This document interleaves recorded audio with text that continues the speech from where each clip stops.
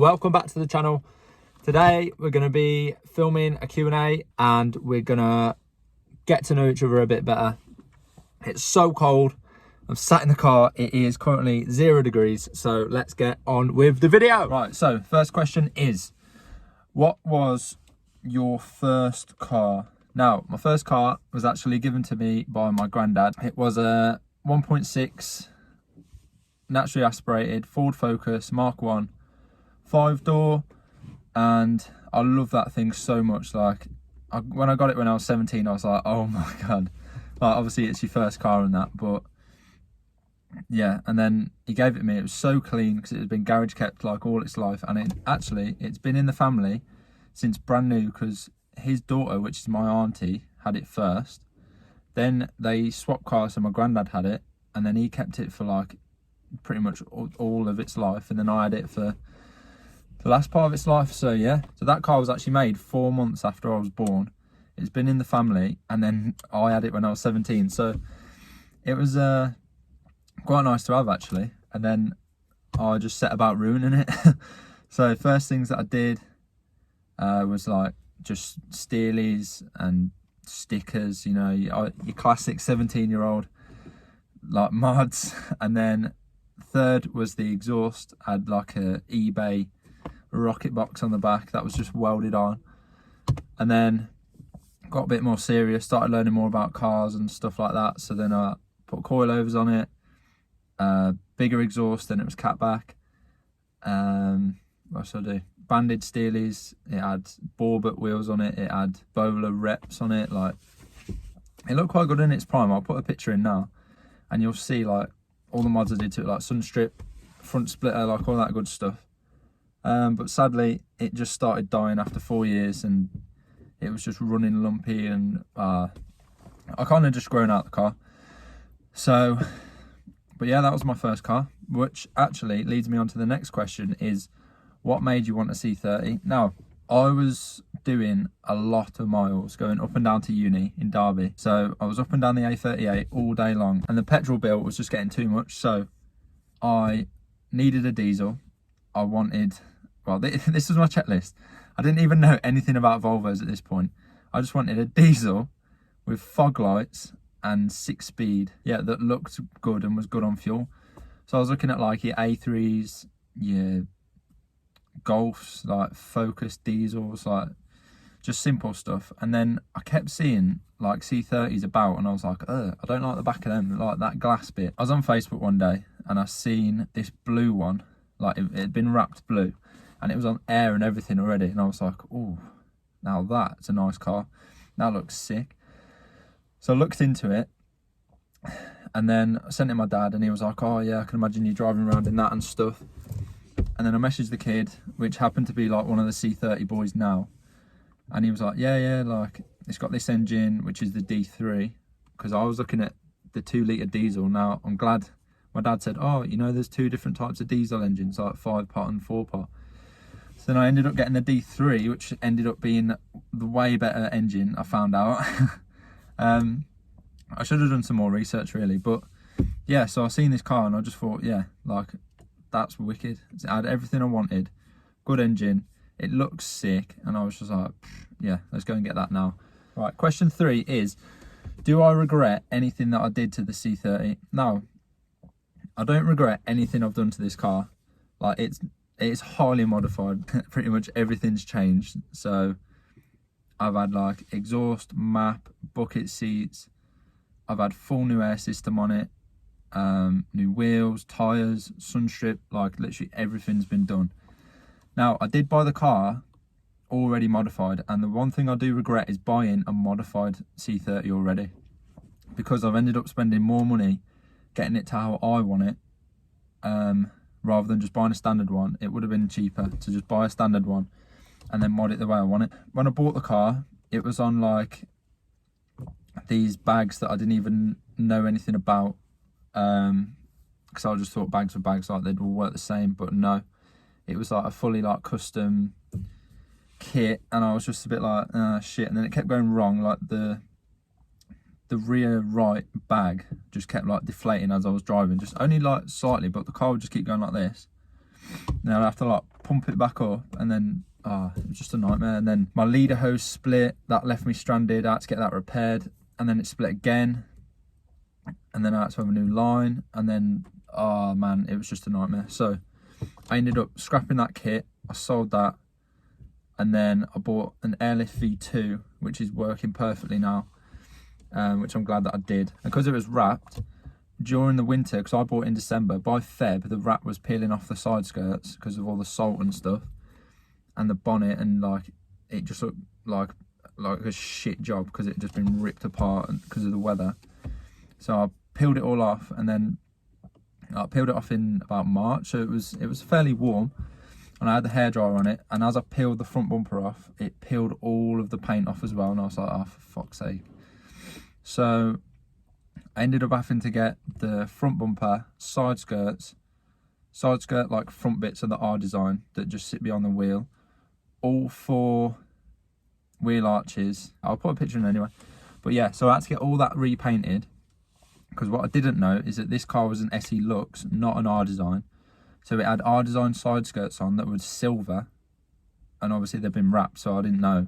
Then when the wrap peeled off, it was silver underneath, so I had to get them painted black. So yeah, I regret buying a modded C30, and I wish I would have just bought a standard D3 or maybe D5, because I reckon now I know about that engine, I wish I'd got that one.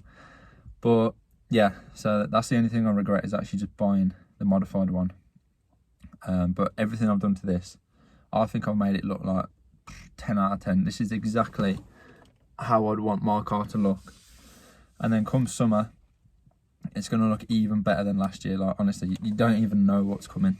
Right, question 4 comes from Joe. Now, he has said, have you got a DPF? And my simple answer to this is, my name's Lewis and I do not have a DPF. So question 5 is, did you mod your rear control arms for tucked fitment? Now, when, like I said before, I had the old bag kit on it, and that was running on standard arms on the back. And then basically I took it to AirTech, and I showed them the back when it was aired up, and the bags, they were triple bellow. So that means you've got like a bag, a seam, bag, seam, bag. So it was triple, and they were like bent out like this rather than being straight. And he was like, oh, that's like pretty bad. And then basically it was because the standard arms, like the bag was just flat on the top, so it was just sitting there and just sliding about basically, which was bad. But on my new kit, the Airlift V2 for this car, Focus and Mazda, they actually have custom rear arms that come with the kit, which have like a notch that like sits up, and then the bag sits over the top, so it doesn't like move at all. So yeah, if you are looking at getting Airlift, make sure you get the rear arms, the Airlift ones, because the bag bolts straight to the lower arm, and then it like fits perfectly in the top, because it's like that, and then it like fits in. So it's literally solid. So yeah, make sure you do that if you get an Air. Now this question comes from my good friend Jonah, who I met at uni. And so this is question 6. What was your funniest uni experience? Now, second year uni was actually the funniest year of my life. Oh, there's honestly so many like funny memories from that year. But I think the funniest one that had me dying was basically the fridge had broke, like the seam around it had split. So the fridge was like getting warm. So we had to have a new fridge. And then the guy had come and replaced it. He brought us a new one, but he just left the other one in the doorway, so no one could get past. And then we thought it'd be a good idea to just push it over. Go on, dash it.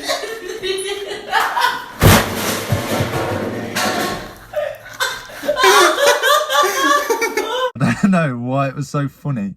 Just like a big like American fridge. Oh my God. And then, because it was so loud as well, everyone come out of their rooms and was like, what the hell was that?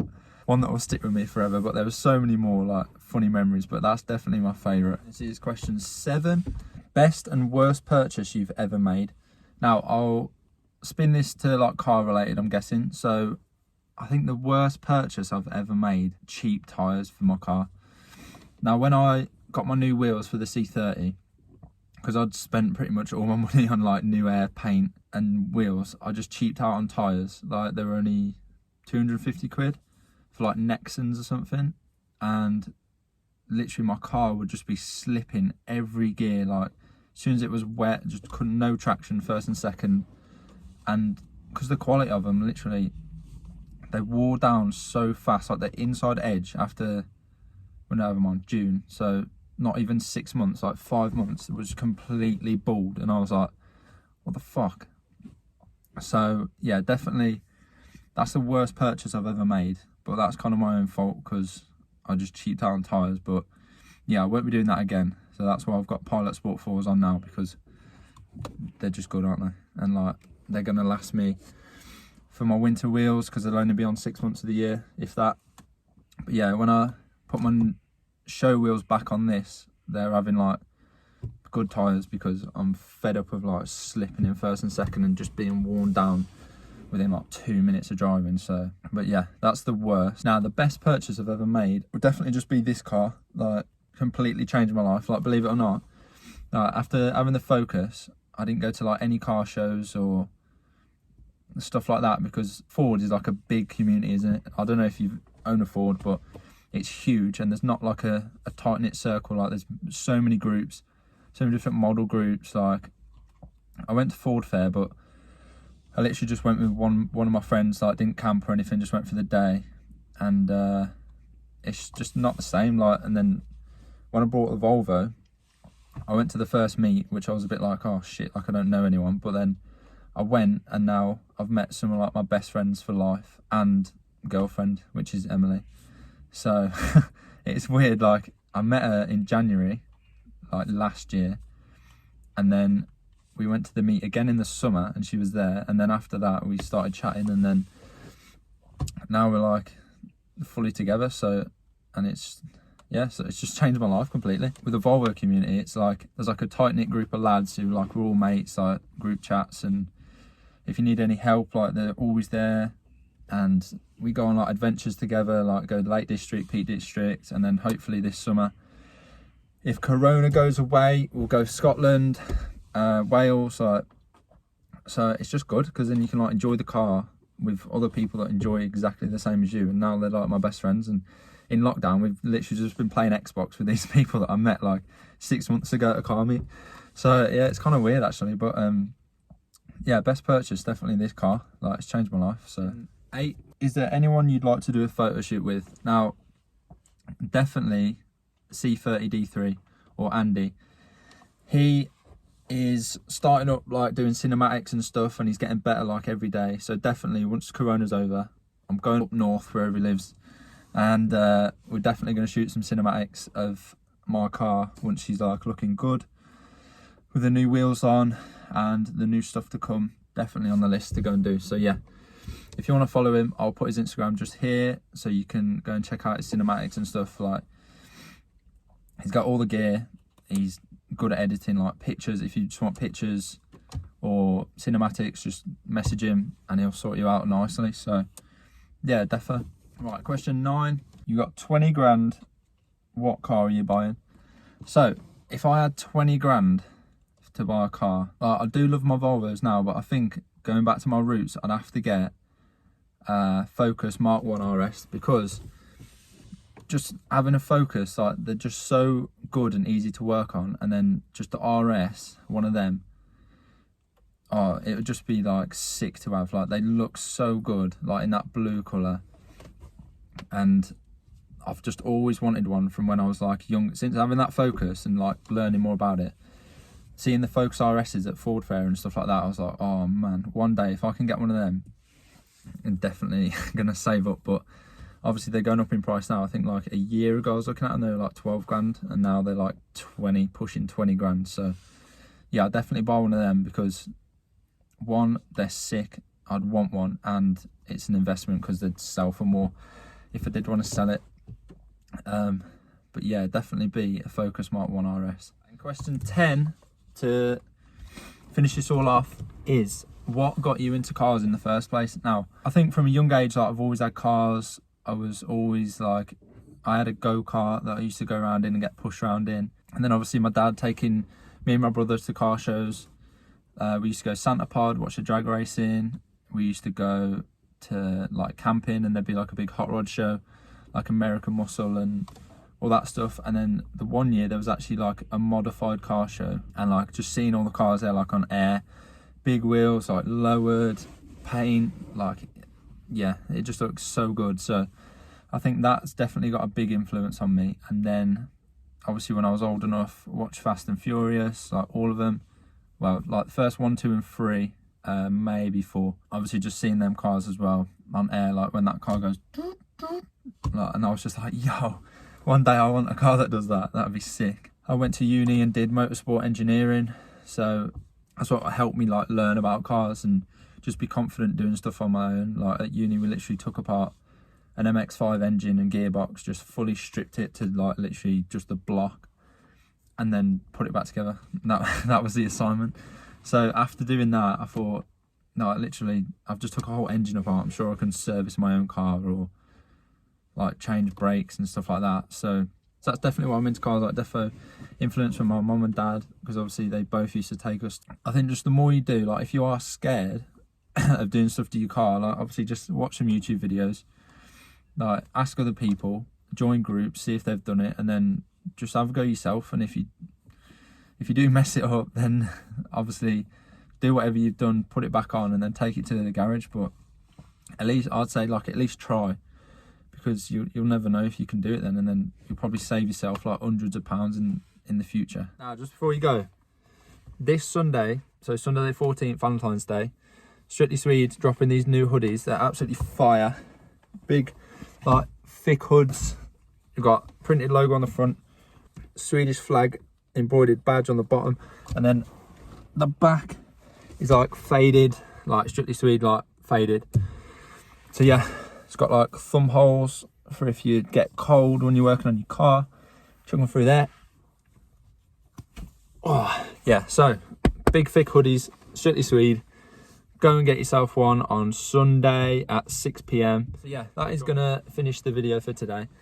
That's 10 questions. So mate, hopefully you got to know me a bit better.